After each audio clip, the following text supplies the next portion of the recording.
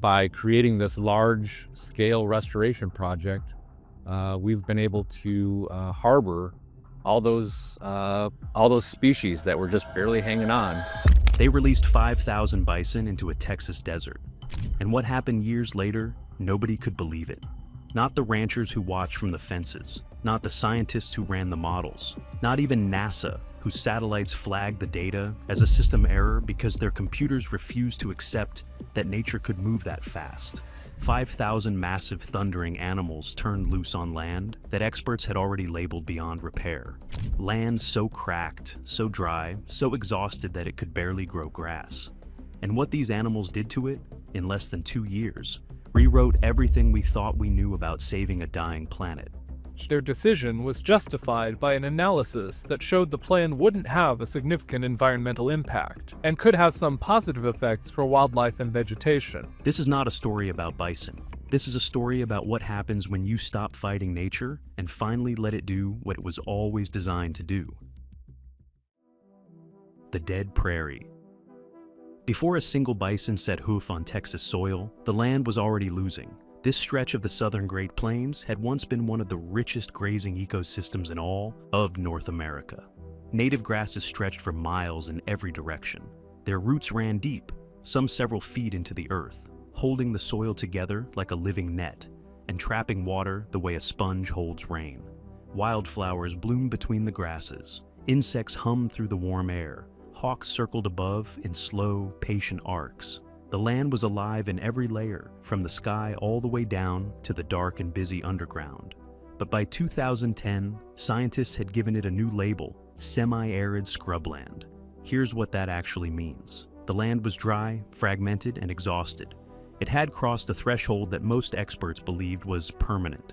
To understand how it got there, you have to start with cattle. At a glance, cattle and bison look almost identical. Massive shoulders, 4 steady legs, built to eat grass. But on the ground, their behavior tells a completely different story. One that quietly reshaped the fate of this land over more than a century. Cattle are selective grazers. They don't move as a tight, unified herd. They wander. They search until they find the softest, most nutritious grasses, the ones that taste best, the ones that grow back quickest. And when they find those grasses, they eat them hard, sometimes all the way down to the crown, stripping the plant nearly to its roots. Meanwhile, they leave behind the plants that don't appeal to them, the tougher grasses, the woody shrubs, the species that are harder to digest. One season of that doesn't seem like much, but year after year, decade after decade, it changed everything. The healthiest native grasses, the deep-rooted species that had held this land together for thousands of years, began to quietly disappear. And once those plants were gone, space opened for something else to move in. Mesquite. Mesquite is a tough, thorny shrub-like tree built for exactly this kind of environment. It thrives in heat and drought. It spreads quickly across open land. Its roots grow incredibly deep, sometimes reaching 30 feet or more below the surface, pulling up water that nothing else can access. And here's the catch: cattle wouldn't touch it. So, mesquite flourished. Quietly, almost invisibly at first, open prairie began its transformation into thorny, impenetrable scrub. What had once been waving grassland became tangled, brittle brush as far as the eye could see, and that shift triggered something that moved underground. Without dense grass cover protecting the soil, wind began stripping away the topsoil. When rain did arrive, and it arrived less and less each year, it no longer soaked in. It rushed across the hardened surface, carrying nutrients away with it instead of feeding the earth. Runoff replaced absorption. Gullies formed where meadows had once been. Over time, the ground hardened, compacted into something closer to packed brick. Underground water reserves dropped lower and lower with each passing year. A vicious cycle locked itself into place. Less grass led to harder soil. Harder soil absorbed less water. Less water meant fewer grasses could survive. Each year, the land weakened further. Each year, the cycle tightened its grip a little more. Ranchers noticed it first in their herds. Animals struggling to gain weight. Fields that once sustained generations of livestock, now producing dust storms instead of forage. The land was giving up, so people fought back. Mesquite trees were ripped from the ground by the thousands. Chemical treatments were applied across entire sections. For one brief season, it looked promising. The brush receded, and you could almost see the old prairie trying to return. Then the brush came back. The soil hardened again.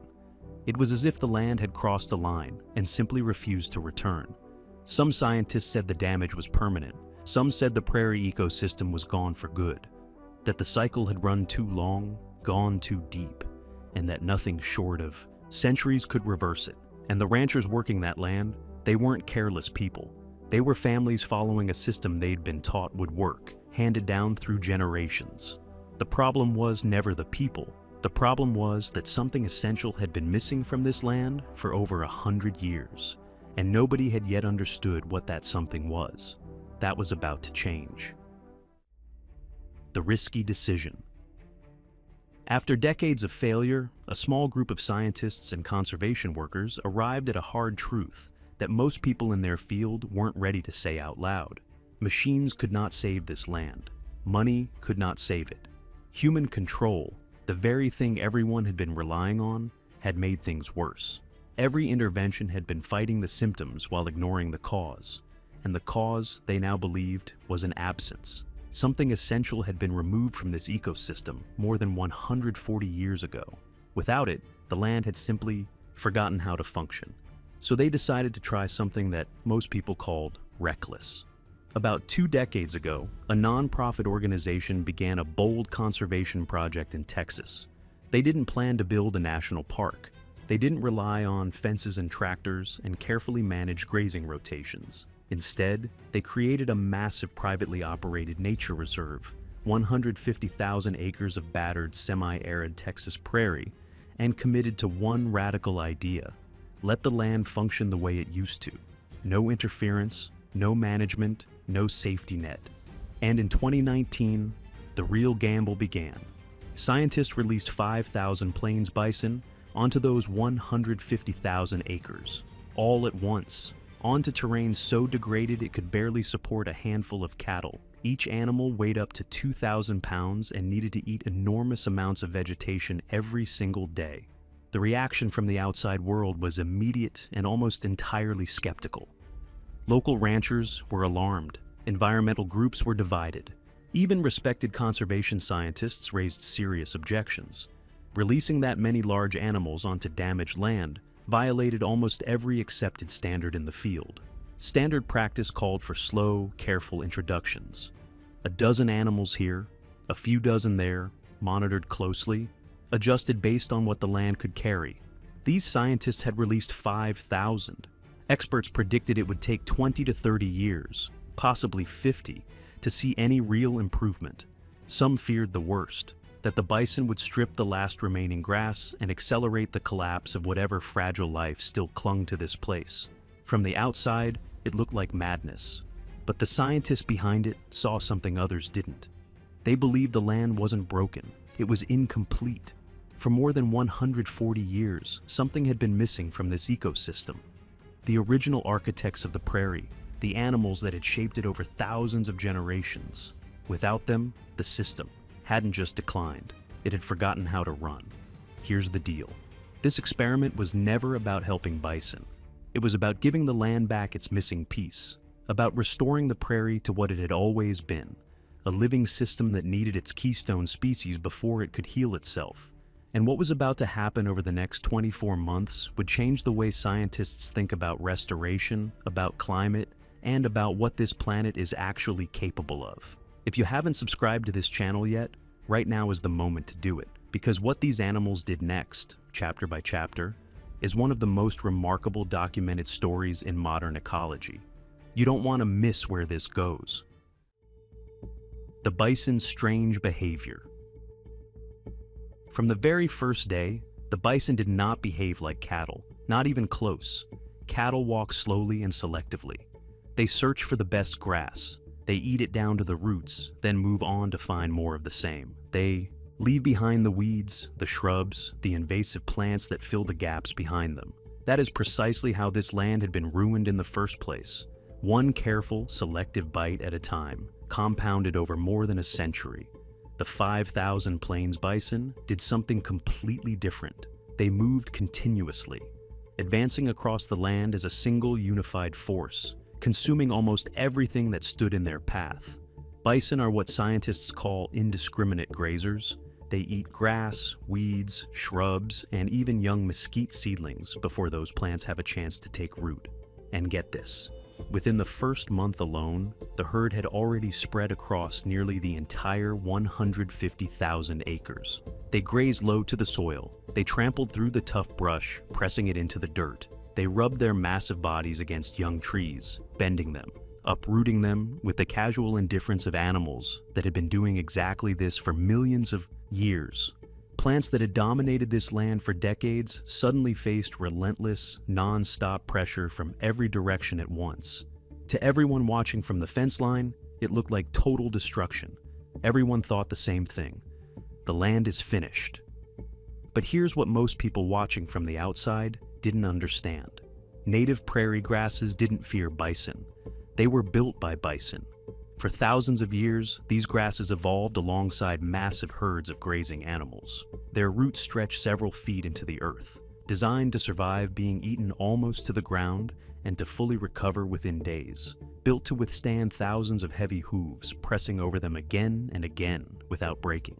They had been waiting for exactly this.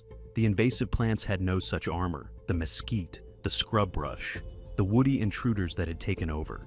They hadn't evolved under the pressure of a moving bison herd. Non-stop grazing and constant trampling broke them down fast. The bison weren't destroying the land. They were evicting the plants that didn't belong there.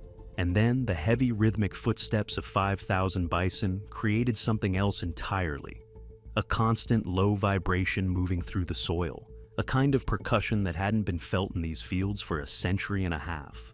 Researchers studying the project began developing a theory that these specific vibrations may act as a biological wake-up call for the soil itself. The pressure and movement of a massive herd may signal dormant fungi and bacteria deep underground to resume activity, to begin the slow, essential work of rebuilding soil structure from the inside out. Here's the catch. Within 1 year, mesquite cover in the areas with the highest bison activity had dropped by 30%. That level of clearing, achieved through chemicals and heavy machinery, would have cost millions of dollars and taken years. The bison did it for free, simply by being themselves. But none of that was the most important thing happening, because while the bison were reshaping everything on the surface, something completely unexpected had started moving in the darkness beneath their hooves, something that nobody had predicted, and it was about to rewrite the entire story. The underground changes. For years before the bison arrived, the soil beneath this Texas prairie had been hard and largely lifeless. When rain fell, and it fell less and less each year, the water had nowhere to go. The surface repelled it like pavement. Instead of sinking into the earth, rain would bead up, rush sideways across the hardened ground, drain into gullies, and evaporate under the sun before it could do any good. Without moisture reaching the deeper layers, seeds couldn't sprout, roots couldn't stretch. The underground ecosystem, the fungi, the bacteria, the entire invisible web that makes healthy soil, function had gone dormant. It was waiting. It just didn't know for what. The bison changed all of this through a behavior as old as the prairie itself, wallowing. To cool their massive bodies and shake off biting insects, bison drop to the ground and roll, repeatedly, vigorously. And when a 2,000-pound animal rolls in one spot, it doesn't leave a gentle impression. It leaves a crater. These depressions, called wallows, can stretch nearly 10 feet wide and sink 2 feet into the earth. One bison creates several in a single season. Multiply that by 5,000 animals roaming 150,000 acres, and the landscape begins changing shape in ways that no machine could replicate and no management plan had anticipated. The wallows looked random, almost messy. Here's what nobody anticipated. When rain finally came, the wallows caught it. Instead of rushing away across the hardened surface, the water stayed. It pooled, the soil softened. Moisture reached deeper layers for the first time in decades. And the seeds woke up. The soil in this part of Texas was full of dormant seeds, remnants of native grasses, wild flowers, and prairie plants buried for more than 100 years. Some researchers believe these plants evolved to germinate only when bison dung and urine were present in the soil, making the return of the herd a biochemical trigger for germination, not just a physical one.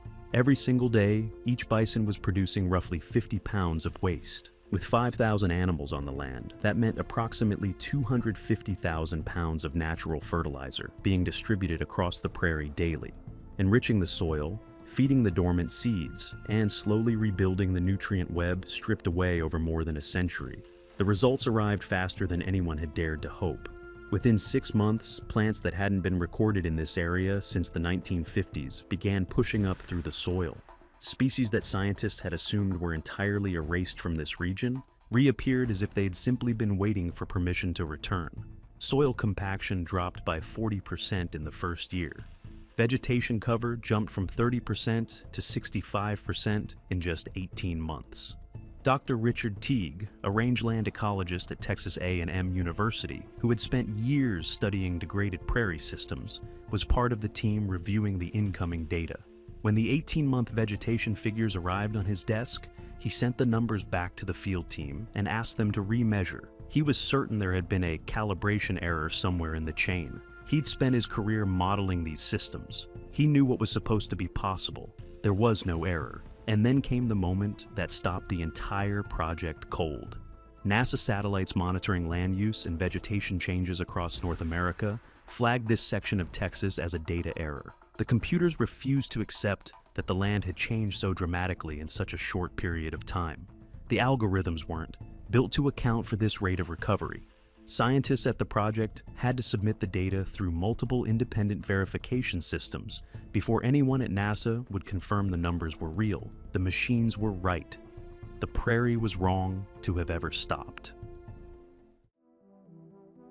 The chain reaction. The computers couldn't accept what they were seeing, and honestly, neither could most of the scientists. But the data held, and the land kept moving. Once the ground healed and the plants returned, something shifted. The land began broadcasting a signal to the wider world, something in the new abundance, the fresh grass, the constant movement of the herd, and life began pulling back in from the edges. And get this, it arrived fast. Before the bison arrived, this stretch of Texas had been largely silent.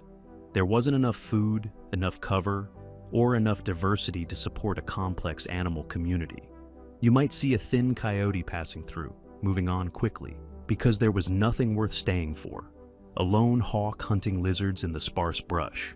Most predators bypassed the area entirely. The land wasn't hostile, it was just empty. Then the bison came, and with them came abundance. 5,000 massive grazers created a moving, living food system that spread across 150,000 acres. And the bison themselves became part of the chain in ways that went beyond what they ate. Not every bison calf survived its first year. Some were lost during late winter freezes. Others collapsed from the physical strain of long-distance movements across the recovering land. But here's the deal. In a healthy ecosystem, loss creates opportunity. The remains of fallen animals became food, drawing predators and scavengers back in step by step, species by species, as if a door had been reopened that nobody had noticed was closed. Within the first year, researchers documented a dramatic shift in the wildlife population. The coyote population tripled. These were no longer thin, solitary animals passing through on their way somewhere else. These were strong family packs raising pups near the herd, hunting efficiently, filling a structural role in this ecosystem that they hadn't occupied in this region for decades. Then the sky began to change. Large birds of prey returned in numbers that hadn't been recorded in modern Texas wildlife history. Raptors that had abandoned this stretch of prairie came back, not gradually, but in waves, as if word had spread across the flyways that something had changed down in Texas. But here's the catch. The return of predators wasn't just a dramatic spectacle, it was structurally essential. Without natural predators to regulate their numbers, smaller herbivores multiply too quickly. They eat every new blade of grass the moment it appears, stripping the recovery before it can hold. The land never gets a chance to breathe. Fear changed that. The presence of predators forced smaller animals to keep moving to stay alert, to avoid grinding any single patch into the dirt. And that movement, that constant nervous circulation across the landscape, gave plants the time and space they needed to grow. Some naturalists studying the project noticed something harder to measure, but impossible to ignore.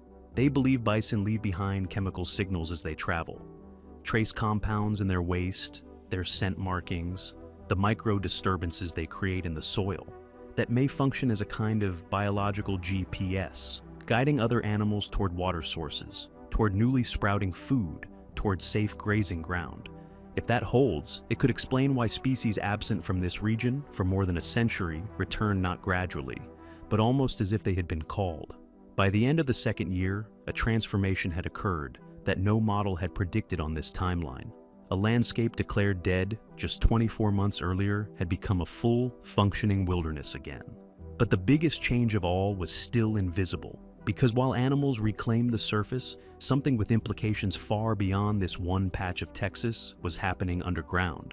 Something that forced scientists to rethink what they thought they knew about climate and about what this planet is still capable of. Planet-level implications. What the bison changed in Texas didn't stop at plants or predators. The most profound shift was invisible. It was happening in the soil, and its reach went far beyond any nature reserve. For years before the bison arrived, this land had been quietly damaging the atmosphere. Eroding soil releases carbon. Dying native plants release carbon.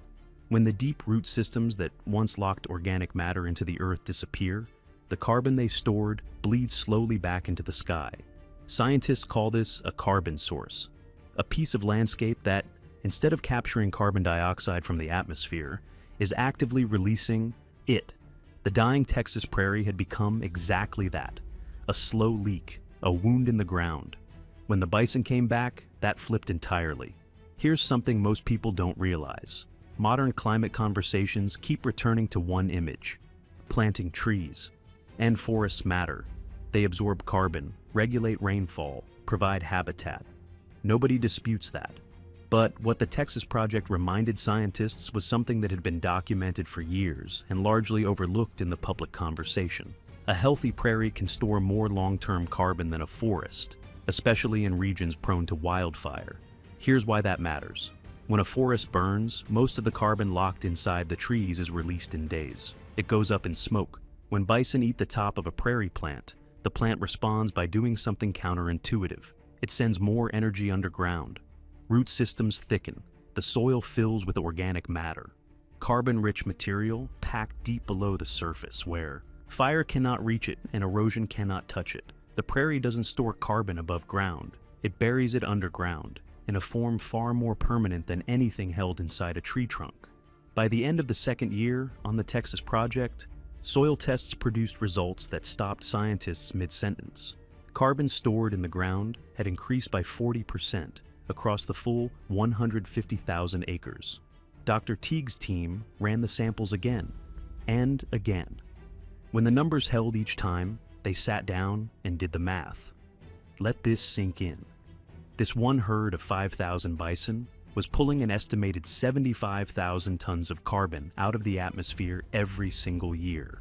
That is the equivalent of permanently removing 16,000 cars from the road.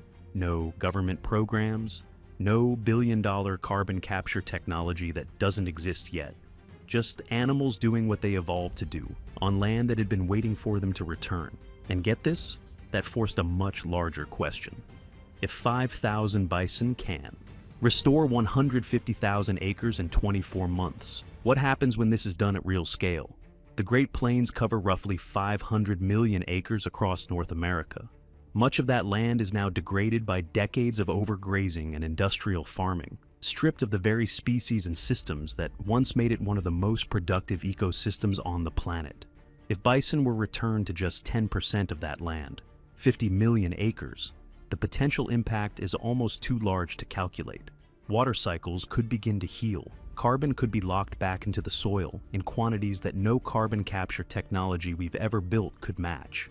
Wildlife corridors could reconnect across thousands of miles of land that have been ecologically silent for generations. But there's a serious obstacle. Most of that land is currently used by the beef cattle industry. And here's the deal. The ranchers working that land are not villains. They're families following a system built long before anyone understood what the land actually needed. The problem is the system, not the people. The Texas Bison Project exposed something harder and more important than any single data point. Sometimes progress isn't a new machine. It isn't new technology or new funding or new legislation. Sometimes progress is remembering how something worked before we broke it, and having the discipline to step back and let it work again. What 2 years proved. 2 years. That's all it took.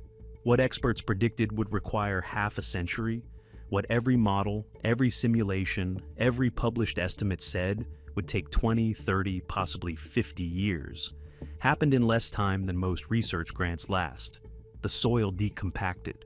The dormant seeds woke up. The water soaked back in. The predators returned. The carbon dropped back into the earth. And the satellite systems overhead flagged the transformation as a data error because nothing in their programming had prepared them for nature moving this fast. 5,000 bison walked onto dead land, and in 24 months, the land remembered how to be alive. Here's what nobody expected at the start of all this. The question this project leaves behind isn't really about bison. It's about every other broken place on this planet that's still waiting for its missing piece to come home. The piece that wasn't lost, just removed. The piece that, if returned, might trigger the same cascade, the same quiet, unstoppable healing. How many other dying landscapes are one decision away from coming back? Leave your thoughts in the comments below. If this story hit you the way it hit us, give it a thumbs up. It genuinely helps this channel get these stories in front of more people. And if you're not subscribed yet, do it now, because we have more of these coming. Stories about the planet healing itself in ways that science is only beginning to understand. Until then, take care.